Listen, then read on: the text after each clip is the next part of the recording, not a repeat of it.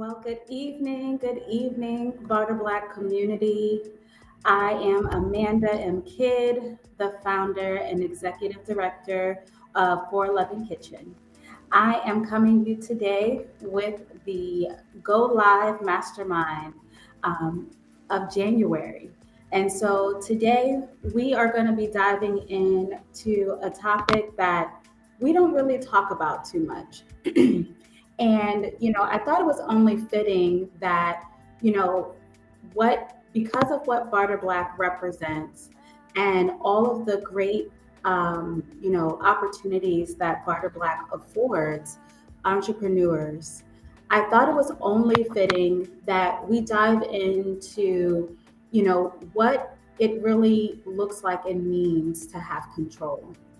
And let's be quite frank, being an entrepreneur, it looks very, very appealing. It looks so attractive.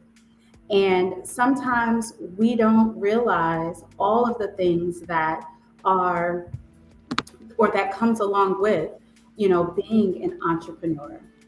So today we're going to talk about the illusion of control. And so while I bring up my screen, if anyone is out there watching, if you are watching me on Instagram and you want to be able to see my slides and my presentation, I encourage you to find Barter Black on YouTube, Facebook, Instagram, or LinkedIn. I believe that's where we're also streaming. So I encourage you to join us there. And if you're joining me on Instagram, on 411 Kitchen Instagram, please just let me know that you can hear me all right. And I would greatly appreciate that. All right, so while I am bringing up my slides, and I appreciate you all bearing with me with this platform. All right. All right, so we're going to dive in. And for those that are coming on, just know that I cannot see my screen. So if you have questions, if I will definitely go to those at the end of the presentation. So again, I am Amanda Kidd. I am the founder and executive director at 411 Kitchen here in Cambridge, Maryland, where we are a foodpreneur hub where we provide support, mentorship for foodpreneurs is what we call them. And we offer those foodpreneurs the opportunity to leverage our commercial kitchen to run and operate their food business. We also provide wonderful resources to the community in areas of cooking classes, food education, and coming soon, we will have our agriculture learning hub where our Feed the People initiative will be supporting the community in agriculture education for first generation, next generation farmers. So we have a lot going on at 411 Kitchen. We are just a little under 3 years young. And so we are excited to work with our community for the betterment and to help support, the thriving food economy that we have currently. All right, so we're going to be diving in. So again, the topic today, we're going to be talking about the illusion of control. Again, there are some realities, some things that we just we do not expect to run into as an entrepreneur. And there are some things that, quite frankly, the ones that come before us, they kind of leave out. And sometimes it's not by choice that they leave it out. Sometimes they're just busy building their legacy. They're busy running and operating their business. And so, for my, I am a connector. I pride myself in being able to go through challenges and come out on the other side with some knowledge base and some ways to help others in that space as well. Alrighty. So I am going to pause this for a moment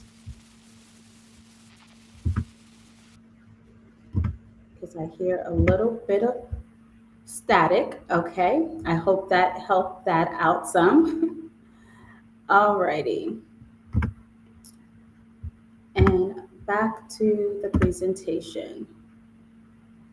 Alrighty. So we are here, and what we're going to talk about, we're going to dive into understanding the illusion of control. And we're going to talk about the impact that it has on our growth.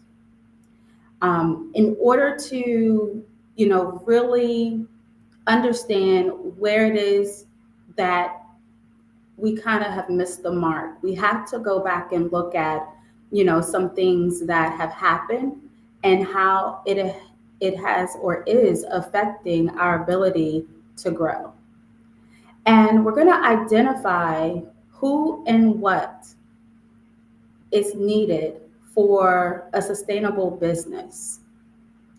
And then we're going to talk about the actionable steps to delegate and grow effectively. And periodically, I am just going to just make sure that you all can see my screen. Okay, perfect.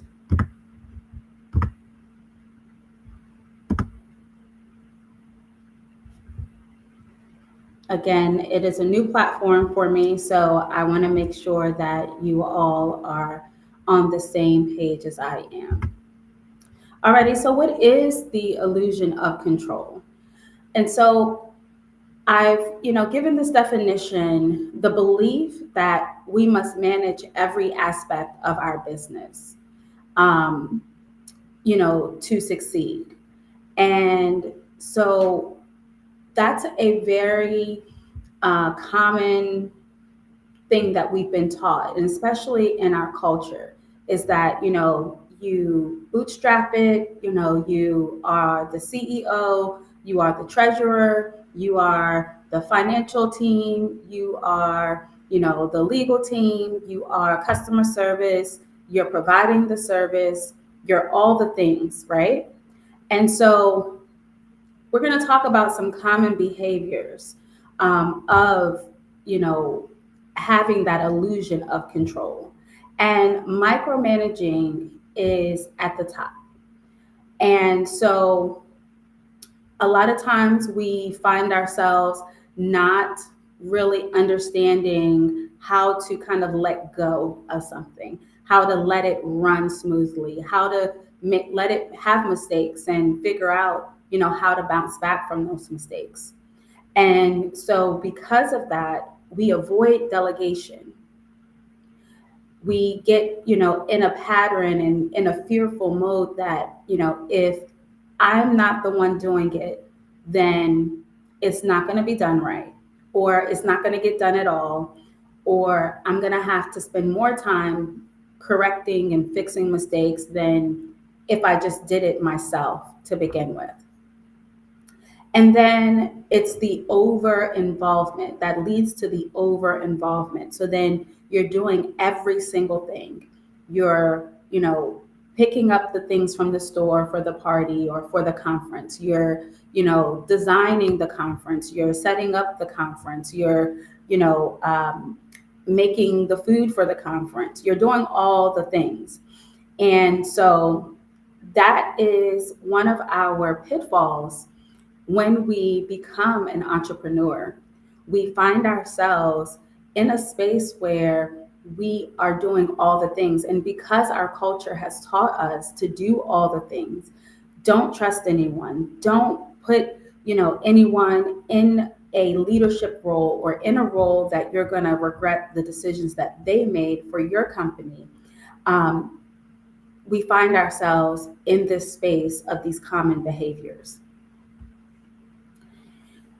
So there, and like I said, if you're just joining me and you're on Instagram, please go over to Barter Black on Facebook, YouTube, LinkedIn, and you will be able to see the complete masterclass there. But thank you all for joining. And if you're writing anything in the comment section, I will definitely get to them upon ending the slides. So there are some emotional distressors and tolls and consequences that will cause stagnation, inefficiency, and missed opportunity. Um, we There's a saying right now that's going around called FOMO, and it's the fear of missing out. And so a lot of times, because we get so emotionally attached to our business and to, providing the service or creating the product, that we get into a space where we want to do it all. And we then put ourselves in a space where we can't do it all because of, the stress of life, just being overwhelmed, just being in a space where you physically cannot go any further. And then that then trickles down to causing stagnation. So then you're not able to make a decision. You're not able to effectively observe a situation and know how and when to execute something. And then because of that, there are going to be missed opportunities. Again, I am an entrepreneur, but I am a wife and a mom first. And so if I am in a space where I cannot physically go any further, and I'm just like, okay, I just need to shut down business for today. And then I get a phone call literally within minutes of me making that decision, because I have hit a brick wall. Then I am in a position where whatever is going to be said on the other end of that phone, I'm going to have to decline. I'm going to have to miss that opportunity because I did not put the proper systems in place. I was not in a space where my emotions and my ability to delegate was in alignment. And so that then put me in a position to miss an opportunity. And so these are some impacts of the illusion of control. So we're going to do an exercise. And for those that'll watch the replay, please come back in here and put in, your responses to this exercise. I really would love it if you all can participate, because when I went through this exercise and I looked at what it was that, what areas I felt like I needed to control everything. It was just like, oh, wow, I didn't realize that. It put me in a space where I had to sit down and I had to really focus and get hyper focused on the areas that I felt the need to control everything about whatever it was that I was controlling. So we're going to list out areas where we feel the need to control everything. Then we're going to look at what tasks or decisions make you anxious to delegate. So for me, when I first got started in business, I became very anxious when I had to onboard a new contractor driver. And I then had to trust them with my clientele that I had built a relationship with for over 4 years. I had to be in a space where I had to trust them. And that bothered me. That really sent me up the wall because I'm like, how are they going to be here for all of 5 minutes and be able to provide the same level and quality of service that I'm providing to my customers? And I had to get into the space where I had to make a decision. Am I going to let that overwhelming thought control me? Or am I going to put together the processes and the training to ensure that my new hire is going to be able to provide that quality of service? So I had some decisions to make. So again, this exercise is meant for you, and there's no right or wrong amount of, areas that you're listing. It's whatever resonates with you. And so you want to look at, the areas where you feel the need to control everything, and what tasks or decisions make you anxious to delegate. All right, so now that we've kind of broken down and we're loosening up a little bit, and we're becoming more aware of that there is an illusion of control. Now we're going to look at who and what you need. What do you need? Who do you need? Right? And so building your dream team and systems. So again, this talk here is for the entrepreneurs. And we're talking about, the illusion of control, things that, down the line, we somewhere had this idea and conceptualized that we had to take care and be everything to our business. And where now we're processing and we're pulling apart, what is it that we really need to be focused on? Who is it that we need in our business? And what is it that we need them to do? So building your dream team and systems. So we want to look at and evaluate the key roles and responsibilities that encompasses your business or your organization. And from here, you want to create this list and you want to look at, okay, what type of qualities do these individuals need in these key roles? And one of the major ones that you want to see is humility. So you may ask, why humility?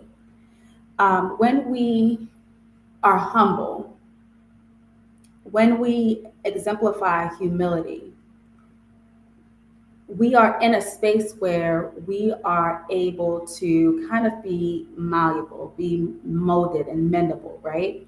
And very teachable. So you really can't be teachable without humility. So a lot of people say, well, I'm looking for someone who's teachable. Well, everyone can say that they're teachable, but without humility, when actually being taught, they don't really quite understand how to really receive the information that's been given and delegated to them in the correct, in the correct spirit. They don't really understand how to do that without humility. So if you're dealing with someone and you're trying to delegate a role or a responsibility to someone, who does not exemplify humility, you're already at a mute point.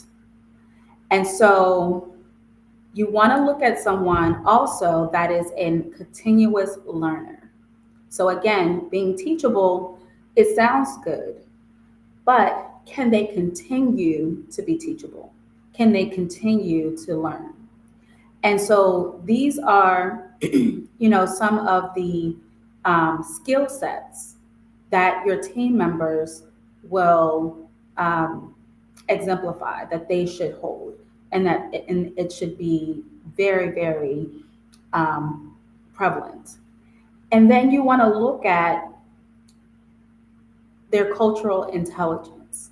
So if you are in a community, where there are a lot of different backgrounds and different, you know, resources of individuals in the community, you want to make sure that your person on your team is able to identify that. They're able to work from a space and a mindset that they are able to understand the needs culturally. And then you want to look at problem solving skills. This is the one that I was the most apprehensive when bringing on other team members, because again, if I'm going to trust someone with my clients that I have built a relationship with for over 4 years, at that point, I needed to ensure that if a problem arose and I was not in a position to where I can tend to them, then they would be able to navigate a solution. And so that leads us to establishing systems that run without you. So again, when you have all of these characteristics in place, when they exemplify these skills and these qualities, you're able to then position a system to be able to run without you. And this is so critical in, just the overall success of your business, the overall, environment and the morale of your business. So even if it's only three of you, and you are then able to have these systems and these processes that when you have to be gone or when they have to be gone, things can run smoothly. Okay, so we're getting a little deep here. So we're going to talk about steps to delegating effectively. Now, these are not all the steps, but I want to really highlight, these that have worked for me, and I am implementing these more and more as I am getting, more settled into the roles that I play, in my business. So, practical delegation framework. So, this here puts us in a position to where we choose one task to delegate. And it doesn't mean that this is the only task that you have, but we're going to select the task and we're going to delegate it. But in order to do that, we must first document the process. So before we can tell anybody anything that we need for them to support us in, we must first document the process. So you would then have to go through the process as if you are executing this task. Then we're going to go back to this information here. We're going to go back and we're going to look at, okay, is the person humble? Do they exemplify humility? Are they a continuous learner? Are they a problem solver? So you want to look at, the skill sets that are missing from your team, right? And so in order to do that, you have to know the person so that you know the right person to train for that task. And then you want to set clear follow-up. So these are just check-ins.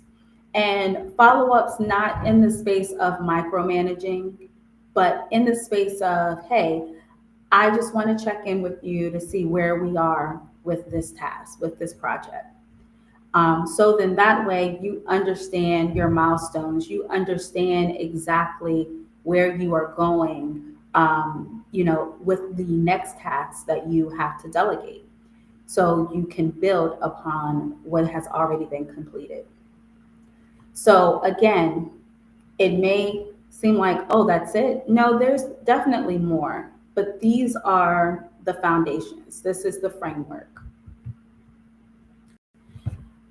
Okay, so we're diving into what tools can help us in growth in this area. So you want to make sure that you're equipping and empowering your team with the right tools. They are here to support you. So they need to know and they need a place to land to support you. And so when you are looking at, you know, the overall spectrum of the task, is ultimately a project. So you're working through projects. And so this is where we would bring in a project management software or system. Now, there are project managers that are people that will oversee and, they will have oversight over the structure and the success of the project. But the tool is the management system. And so these are tools like Asana, Trello, Notion, where you and your team can be in one, space and be able to communicate where you are with the project. What is needed, for the success of the project, for the success of, a program. If you're launching a new product, if you are getting ready to launch a new service in your business, this is where that planning would take place. This is where that building of that launch would take place. Multiple different team members can be in that space, and you can also have a dedicated space for the task and the projects that you are working on individually. So it's a very cohesive space in the sense of you have your personal tasks and projects, but then you have the overall business and organization projects and tasks. And then in the form of communication, now some of the project management softwares have communication built in to where you can have two-way, three-way conversations. But if by chance those do not work for you, there's a communication tool called Slack. And Slack is similar to project management in the sense of you can create different channels and different spaces to where you are going through the planning process and navigating next steps. However, they have other features that allow you and your team to be successful in the day-to-day of your task. And so there's also the famous Zoom that we all came to pretty much work from for the past 5 years. And so Zoom has definitely and is definitely a very all-encompassing space as well. It's just depending on the size of your team and if you need all of the features that it offers. Zoom is a bit of a giant when it comes to the communication space. And for the purposes of streamlining and making sure that whatever systems you have in place, that they can communicate to each other, that they can, work cohesively. So there is an automation tool named Zapier. And this helps to connect and integrate tools that would typically not be able to talk to each other. And so this is a wonderful tool to support that. HubSpot is a great space for new entrepreneurs just getting started, all the way up to experienced, well-established corporations, businesses, and organizations. So I invite you to check those out. And I want to give this very important disclaimer. Before you actually commit to any of these tools, I would speak with an IT or operations expert that can help you to determine which tool is suitable for your business operations. This will help you to avoid wasting time, wasting money on systems that truly don't support your business. So it's very imperative that you connect with an IT professional or an organization manager that or professional that can help you really to look those over. All right. And so while we have really dived into all the things business, one of the things that are highly overlooked is personal growth and development. And so I'm going to start with the importance here.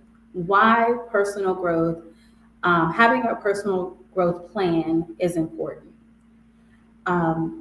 Oftentimes in our business, we come out the gate and we say, we want to make this type of impact. We want to offer this service to people. I wish I had me, or I wish I had this product when I was going through X, or when this was, a time in my life, I needed this. So a lot of our businesses were birthed from a place of pain, a place of need. And we kind of just skip over that. We just kind of, we've normalized, turning our pain into purpose. And while that sounds, great and it's very cliche-ish, but we have to really unpack that. And we have to look at, that was pain. That was trauma. That was something that I experienced. And while some, may have had a support system, and some may have had the right people in their corner to support them, to help them navigate that pain, a lot of us did not. And so it's important that we seek out guidance from a business therapist, a business counselor. And we got to make sure that they resonate with our values and our belief. Because you don't want to get into a space where you're causing more distress to yourself and to your business by not being in alignment with, and not meaning that somebody agrees with everything you say. It means aligning with your values and your beliefs. And who can support and aid you in addressing any personal trauma that might arise or may have already arose and is or will impact your business journey. So this is where we circle around and we identify, okay, what personal growth tasks do I need to work on this week? And then from there, because you may have identified a weakness, you may have identified that, okay, when I am like this, I then need to delegate this type of task, a certain type of task, because I am triggered, or I have, some reservations that is causing stagnation, that is causing my inability to make a decision. And it's better that, Thomas deals with this task, because this task, it's too close. It I feel something when I'm working on this task. And you do not want to jeopardize the growth and the progression of in the movement of your business because you can't get it together. It doesn't mean that, you're a bad person. It doesn't mean that, you're inadequate to be in that position. It just means that you may need to find someone to delegate that to assist you so that your business can continue to do what it's supposed to do, which is to provide a source of income for you. So, that is one thing that I will, say, we do not hear this. Like, no one is not going to say no one, but we don't hear it often. And we don't hear it in spaces of when we're starting the business. We hear it when it's a little too late, like we're 4 or 5 years in. So I want to make sure that, we really highlight that because, again, now we're looking at defining one process to automate. So if you don't have a Thomas to delegate to, now we identify, okay, I need to automate this because, or I need to automate this when, right? So we look at the because and we look at the when. Is it something that has to be automated indefinitely? Or is it something that is automated when you're going through those personal growth challenges? And so this will help us to avoid the complex and the illusion of control. And so when you need that personal development, when you need, that personal day or even that personal week, you have now defined a process that needs automating that will help your business to continue to generate revenue.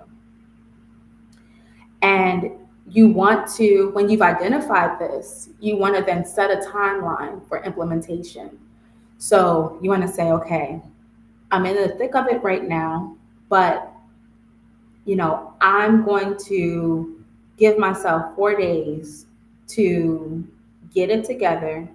And after the 4 days, I'm going to come back stronger and I'm going to define the process to automate it. And then I'm going to set a deadline or a timeline for implementation. All right. Okay, so again, I truly, truly appreciate everyone that is joining us, whether you are live or catching the replay. And again, if you're coming in, I cannot see any comments, so I will check the comments as soon as I have finished with the slides. But here are some takeaways. So we talked about the illusion of control and how it limits our growth. It's really personalized.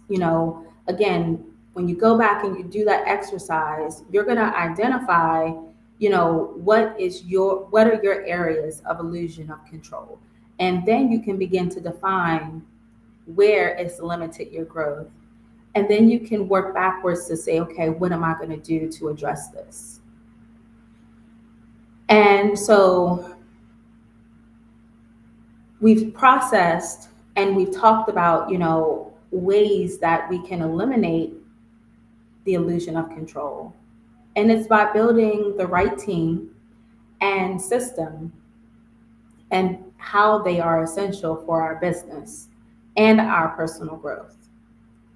And then we talked about the delegation and the automation that are the pathways to sustaining our businesses. And so I really thank you all for taking the time to be here with the Go Live Masterclass. It is an honor that Nicole has set up this platform for us entrepreneurs and has created a space to where, we can thrive in our element. So if you are not already, be sure that you are following Barter Black and on all platforms. And I want us to keep growing together. I want us to keep, communicating and having this conversation about the illusion of control. It's not something that's a one and done conversation. It is something that does require a lot of support, because you will, as you navigate through your illusions of control, you will begin to unpack things that you didn't really realize were a thing. And so, we can definitely stay connected. You can email me.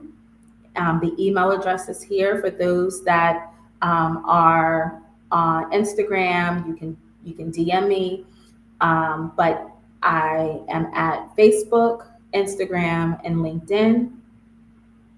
And so 411 Kitchen, again, is our nonprofit business out of Cambridge, Maryland.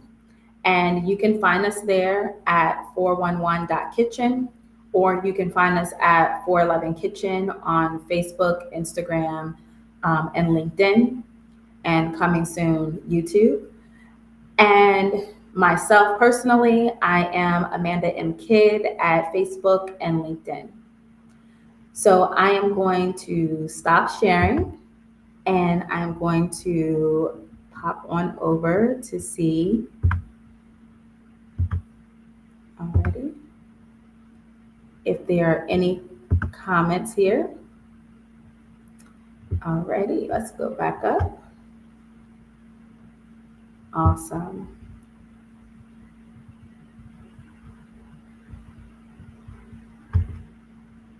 Yes, Nicole, there are so many tools. I didn't even hit the tip of the iceberg with those. So there are a lot of tools. And if any of you have tools that are working for you and that would be perfect for, the community, please share them, because there are so many that we don't even know about. There's ones that are being developed as we speak. So absolutely.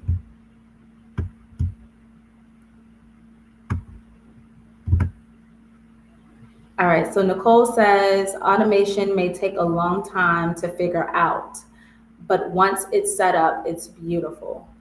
So I was one that I longed for automation, but I didn't quite know like what my business needed. And because my business model was so unique at the time, it was really, really hard for like business coaches and mentors to really guide me in that area. So I found that talking to, specifically IT experts and talking to operations professionals, they were the ones that were able to help because they understood operations, they understood, systems.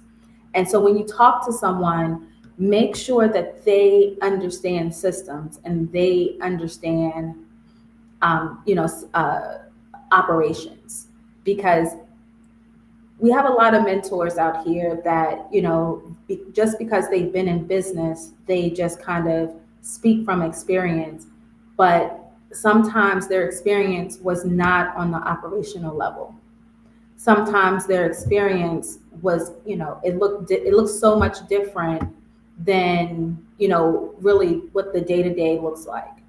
And so it's definitely important that you talk to someone that is in operations. And my hat's off to all operations managers, project managers, IT professionals, because you all keep us going. Okay, so I don't see too many more, and we are a little bit before the top of the hour. and I want to respect everyone's time. So, again, if you all please go back and share this with those that are just getting started in business and those who have maybe been in business for a little bit, because these are conversations that we really need to have, and we need to have them more regularly. So I'm just very appreciative with the opportunity to deliver this information today.